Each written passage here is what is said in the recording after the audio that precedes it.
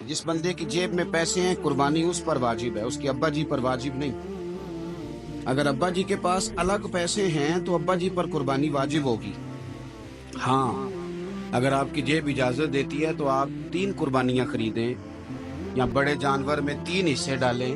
तो अब आप 2 वालदैन की हो गई, एक आपकी अपनी हो गई, लेकिन जब तक आप पर वाजिब कुर्बानी आप नहीं देते तब तक वालदैन की कुर्बानी देना दुरुस्त नहीं है, क्योंकि ये दीन में वाजिब है। जो नमाज आप पे फर्ज है वो आपने पढ़नी है, और जो अब्बा जी पे फर्ज है वो अब्बा जी ने पढ़नी है। इस मसले को भी जरूर ज़हन नशीन करें। उससे अगली बात जो और ज्यादा जरूरी है उसका जरूर ख्याल फरमाएं। हिस्से डाले जाते हैं कुर्बानी के हिस्से, तो 6 हिस्से हो गए, अब 7वां हिस्सा मिल नहीं रहा, तो एक तगड़े से बंदे के पास जाके मालदार से कहा कि चौधरी साहब हिस्सा डाल ले, एक हिस्सा कम है।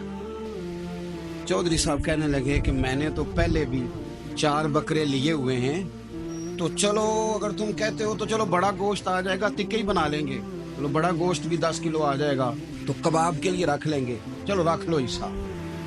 अब 6 बंदों की नियत कुर्बानी की, 7वें की गोश्त की, उसकी नियत कुर्बानी की, पिछले 6 की भी कुर्बानी नहीं होगी, वो भी गए काम से।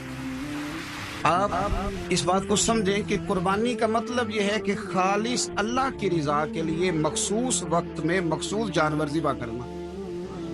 इसलिए ये ज़रूर तवज्जो करें इस बात पर कि हम कई लोगों को फोर्स करके शामिल कर लेते हैं। बंदा मालदार होता है, वो भी कहता है चलो ठीक है कोई अर्ज नहीं, लेकिन वो नॉमिनेट करेगा। अगर उसने अपनी कुर्बानी रख लिया तो फिर वो बताएगा ये कुर्बानी किसकी है, वालदैन की है, किसकी है। तो कुर्बानी इस तरतीब से करें कि उसके सारे मसाइल से आगाही हासिल